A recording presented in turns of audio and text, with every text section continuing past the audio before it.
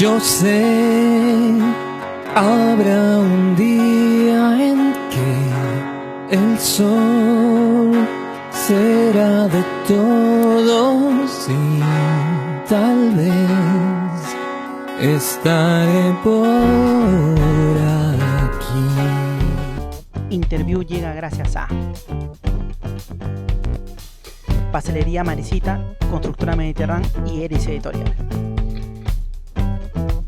Con Jorge Ureta Sandoval.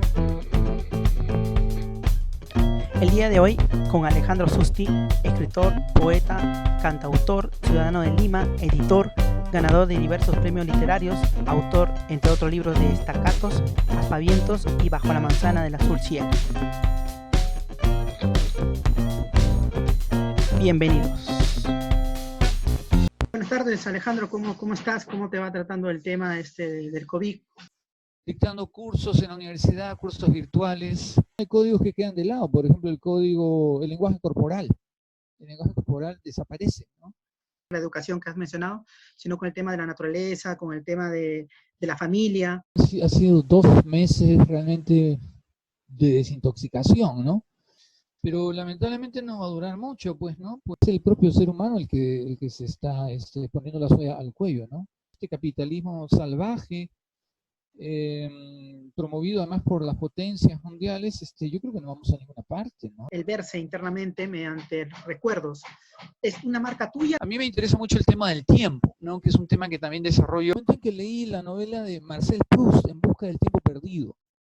¿Qué otros personajes fuera de la literatura, pero en torno a ti, políticamente, puede ser también, pues, ¿no?, familiares, han marcado en tu aspecto de creación? Era adolescente. En esa época yo escuchaba mucha música, rock progresivo, estábamos agarrando la cola del vagón de los Beatles, ¿no?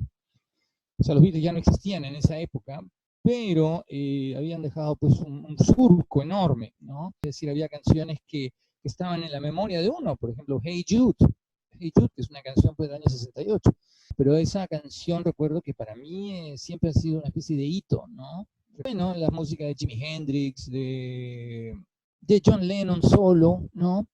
De Lou Reed, de David Bowie. En los 80, pues yo empecé a interesarme por la música latinoamericana. Empecé a escuchar, por ejemplo, a Milton Nascimento, Chico Buarque, Gilberto Gil, Gaetano Veloso, en fin, ¿no? Música que hacía Joan Manuel Serrat, sí, Atahualpa Yupanqui, pongamos, ¿no? Violeta Parra, la obra de Chaucaranda. En los años 90 yo no estaba en el Perú, en Estados Unidos, estuve estudiando. Hice un doctorado en una universidad americana, en la ciudad de Baltimore. Lo literario, cuando era joven, volviendo otra vez hacia el colegio, a la adolescencia, sí, me interesaba la poesía de José María Eguren, de, por ejemplo, César Calvo, Juan Gonzalo Rose, Luis Hernández, Antonio Cisneros, ¿no? O sea, la generación del 60, ¿no? Y bueno, Eguren, que es una especie de fundador en nuestra poesía moderna, ¿no? Eguren me interesaba porque yo antes incluso había leído o me estaba interesando por la poesía simbolista, ¿no? En poetas como Paul Verlaine o el propio Rimbaud, debe haber sembrado alguna huella en mi oído musical. Eguren me parecía muy musical. Vallejo, ya cuando estaba en la universidad, César Vallejo, ¿no? Sobre todo, pues, poemas humanos, ¿no? Descubrí, por ejemplo, a Eyelson, pues, Jorge Eduardo Eyelson, ¿no? Extraordinario poeta, Blanca Varela. Y bueno, en la narrativa, Julio Ramón Ribeiro, José María Argueda, Los ríos profundos, extraordinaria novela, ¿no? Extraordinaria novela, Los ríos profundos. Vargas Llosa, bueno, de Vargas Llosa, La Casa Verde creo que es lo que más me gustó, ¿no? Cuando estaba en la época de la universidad. Por ahí, ¿no? Por ahí estarían los héroes, digamos, ¿no? Los héroes, o sea, los héroes musicales, los héroes literarios. Cuando era muy chico me gustaba leer Basadre, por ejemplo, ¿no? Porque mi padre era chileno, entonces nosotros discutíamos constantemente sobre la guerra del Pacífico.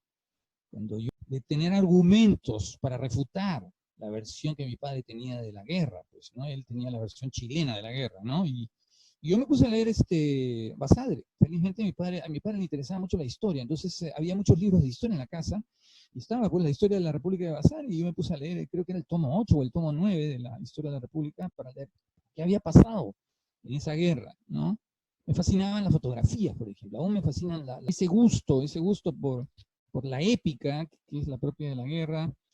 Luego se trasladó a otras guerras, ¿no? Que eso también lo heredé de mi padre, o sea, es que aunque las guerras son terribles, son devastadoras, son destructivas, son experiencias absolutamente traumáticas para la humanidad, en el heroísmo, digamos, ¿no? De los soldados, de los aviadores, ¿no? Estaba viviendo en Estados Unidos, recuerdo en una época me interesó la guerra civil americana. O sea, esa es otra exploración del pasado, pues, ¿no? Trabajas varias construcciones de cristales, y me refiero a cristales que hay visiones, sensaciones que pareciera de un hombre o de una voz que está en varios puntos, en varios lugares. Y te quería preguntar si eso puede ser porque tu familia, o tú eres un hombre armado, entre comillas, de sangre, por muchos lados, además de que... Tiene que ver con un libro de cuentos, ¿no? Que se llama La Otra Orilla, que es donde he explotado ya ese tema, ¿no?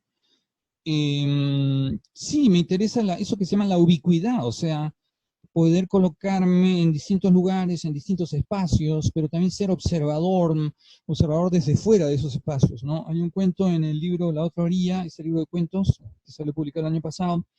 Hay un cuento que se titula El invernadero, y el tipo que habita en un invernadero da la impresión que todo lo que ha ocurrido fuera de ese invernadero ha sido arrasado, ¿no? Es como este individuo que vive en el invernadero, pues se ha refugiado en él y ha encontrado un modo de vida, ha encontrado un modo también de regenerar la naturaleza dentro de los límites del invernadero, y puede observar el mundo afuera, pero a través de un cristal, protegido por el cristal, ¿no? Pero el cristal también tiene que ver, creo que tiene que ver con la visión, ¿no? O sea, él ve a través del cristal, y ese cristal de alguna manera también deforma lo que se ve, ¿no? Es como, sí, ahí está clarísimo el efecto, digamos, del cristal que tú mencionas, no hay ningún tiempo específico, no hay ninguna información temporal, solamente, digamos, por las noches este sujeto se pone a mirar el cielo, ve las estrellas, ¿no? Y reconoce en el cielo unas determinadas formas, ¿no? Que le llaman la atención, que producen en él pues una interrogación, una intriga, un enigma, mejor dicho. Sí, en ese mismo volumen de cuentos hay otros cuentos que sí están situados en espacios y tiempos muy distintos, ¿no? Se refieren también a personajes de mi familia, por ejemplo, a mi abuelo paterno, a mi padre, a un hermano de mi padre. Ese es el primer cuento que abre el libro La Otra Orilla. Es un cuento que en realidad narra un poco los desplazamientos espaciales a través del tiempo, ¿no? De mis antepasados. Esto ocurre básicamente porque en un momento dado tuve la oportunidad de viajar a Europa y llegué a la ciudad en donde nació mi abuelo paterno, que es la ciudad de Vicenza, en Italia, en el norte de Italia. Es una ciudad que está más o menos a 1 hora de Venecia, el noreste de Italia. Es una ciudad antigua, es una ciudad fundada por los romanos. Y a mí esa experiencia me removió porque, te digo, por ejemplo, tengo un primo allá, llegué, él me llevó a la casa de su madre y su madre aún conservaba en esa época un álbum de fotografías. Y en esas fotografías encontré la imagen de mi padre. La imagen de mi padre cuando era un pequeño de 2, 3, 4, 5 años de edad. Y luego entendí que esas fotografías habían sido enviadas por mi abuelo, ¿no? El padre de mi padre, que se había instalado, se había establecido en Chile y había formado una familia en Chile, en Santiago, ¿no? Mi padre era chileno. Entonces parece ser que mi abuelo paterno, enviaba estas fotografías a Vicenza, se las enviaba a su hermano y a su hermana, para que, bueno, supieran, pues, qué había pasado con su vida luego de ello. Yo no sé si mi abuelo paterno regresó en algún momento a Italia, lo ignoro. Mi padre no me llegó a contar nunca nada de eso, pero el asunto está en que ver para mí esas fotografías tan antiguas de los años 20 me produjo una sensación o sea, realmente sentí como si una ola me estuviera arrastrando, ¿entiendes? O sea, el hecho de estar en esa ciudad tan antigua, el hecho de, no sé, de ir luego a Venecia, de caminar por las calles de Venecia y estar frente a estos edificios, palacios, iglesias, veredas, etcétera, paisajes que tantas veces han sido representados en la literatura, en la pintura, en el cine, etcétera, etcétera, A mí, evidentemente, todo eso me llevó nuevamente al tema del tiempo, pues, ¿entiendes? Entonces, bueno, uno de los productos, uno de los frutos de ese viaje, titulado La otra orilla, ¿no? Que es la historia de mi abuelo paterno. O sea, la historia es un poco esta: mi abuelo paterno llega a Santiago de Chile a comienzos del siglo XX, y luego mi padre y sus hermanos, sobre todo un hermano mayor que él, vienen acá al Perú y se establecen en el Perú. Se establecen en el Perú, ¿no? Entonces, estos desplazamientos geográficos, en un momento me voy a estudiar fuera, no me quedo fuera del Perú, regreso al Perú, ¿no? Pero también tengo esta experiencia del desarraigo, ¿no? Me interesaba mucho la experiencia del desarraigo. La experiencia del desarraigo es, creo yo, también una marca muy, muy profunda en mi generación, ¿no? O sea, tengo muchos amigos que viven en los Estados Unidos, que nunca más regresaron al Perú, que se quedaron allá, que estudiaron literatura. Creo que es la historia de un tío mío, hermano de mi madre, que es otro sujeto muy, muy interesante, que para mí es un presente importante, porque es el único intelectual que ha habido en mi familia. Se llamaba él Jorge González. Lo interesante es que Jorge González, este tío por el lado materno, él, por ejemplo, conoció a José María Arguedas, conoció a Julio Ramón Ribeiro, es de la misma generación. Entonces, para mí el tío Jorge era una especie de, no sé, de puente que me llevaba a conectarme con la generación de grandes escritores peruanos de los años 50, ¿no? Y no solamente escritores, también músicos, artistas. Experiencia de absoluto desarraigo. Nunca regresó al Perú, ¿no? La literaria ha sido reconocida, pero ¿cómo lo tomas tú el tema de los premios?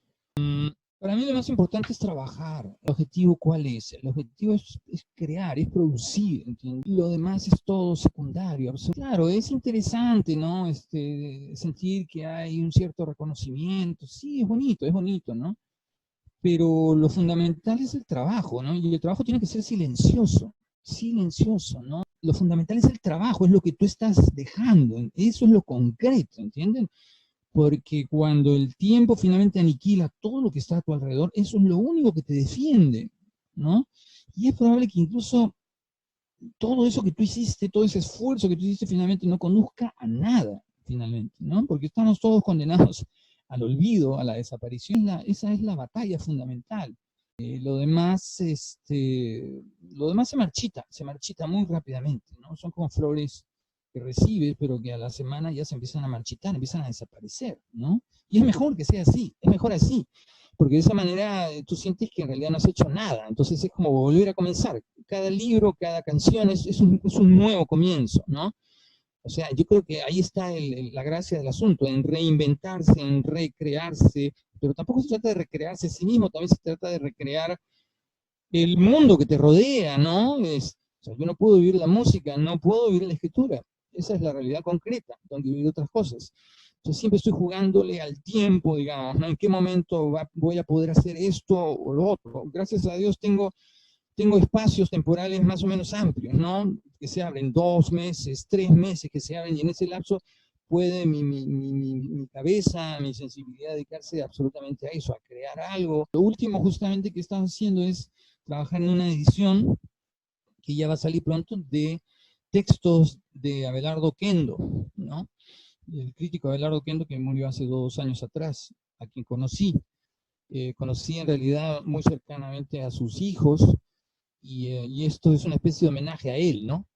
Este libro va a salir pronto. ¿Marcas un tiempo parametral, pones fechas, o te atrapa de un momento a otro cada uno de esos aspectos?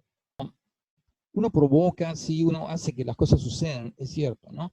Pero hay ciertas circunstancias que tienen que acomodarse, digamos, ¿no? O sea, por ejemplo, no sé, este periodo de cuarentena nos obliga a todos a hacer una especie de paréntesis en nuestras vidas, aunque, claro, el paréntesis para alguien que está escribiendo o componiendo no es un vacío, digamos, no es un agujero negro, ¿no? Es un agujero que puede llenarse de cosas, ¿no? Las cosas van ocurriendo, digamos, ¿no? Yo no puedo anticipar qué va a ocurrir de aquí a, no sé, 1 año, pero más o menos voy llevando paralelamente varios proyectos, ¿no? Y si sale uno, perfecto. Si no sale bueno, habrá que seguir empujándolo, ¿no? Es como si paralelamente tuviera varias cosas en mente que pueden ocurrir, pero que también pueden no ocurrir. Por ejemplo, la cuarentena definitivamente es un golpe terrible a todo el mercado editorial, no solamente el mercado editorial, a las mismas editoriales independientes, ¿no? Que son con las que uno trabaja generalmente, ¿no? ¿Se podrán recuperar de todo este problema? Eso no se sabe, ¿entiendes? Pero bueno, hay otras fórmulas. Por ejemplo, este libro sobre la crítica de Abelardo Oquendo va a aparecer primero de manera virtual, o sea, en su versión electrónica, ¿no? Eso es una manera de salir. Pero eso no depende de mí. Eso en ningún momento yo anticipé que pudiera suceder eso. Mi idea original, la idea de toda la familia, era que saliera el libro, ¿no? Pero no, ahora va primero a salir el libro electrónico, digamos, ¿no? En el campo de la música, bueno, nuestra banda, Actitud Modulada, estamos un poco detenidos, pero hemos trabajado algo, estamos haciendo algo, cada uno por su lado. Por ejemplo, hemos grabado una especie de improvisación, ¿no? Por partes. O sea, seguimos tratando de avanzar, pues cada vez que regreso a uno de esos espacios, regreso un poco también renovado, ¿no? Con nuevas energías. Cuando me estoy dedicando a la música, estoy descansando, digamos, el lado de la escritura, calles vacías de las ciudades. Por ellas, al caer la noche, el viento derrama sus vastas copas de fuego e incendia los rieles por donde antes transitaba la fiebre del dinero, la prisa absurda de los banqueros y la risa triste de los pordioseros. Las calles vacías de las ciudades, por ellas ahora transita la invisible sustancia de la muerte. Solos perecen los viejos, las lentas mujeres que consigo se llevan el recuerdo de sus hijos, la delgada de la que pende la carga inútil de máquinas descerrajadas, en donde pernoctan las aves que regresan a dejarnos en las playas una vez más, nosotros, los desmemoriados, los depredadores del cielo, mientras el lejano rumor de la muerte parece callarse para abrirle paso a la humana membrana, el mapa de música con el que alguna vez soñó nuestro querido Oquendo D'Amato. Una a una las aldabas y los umbrales de las puertas, colmadas por el miedo de los que se creyeron algún día los dueños de este mundo. Y bueno, me despido de todos ustedes con un abrazo para todos. Yo sé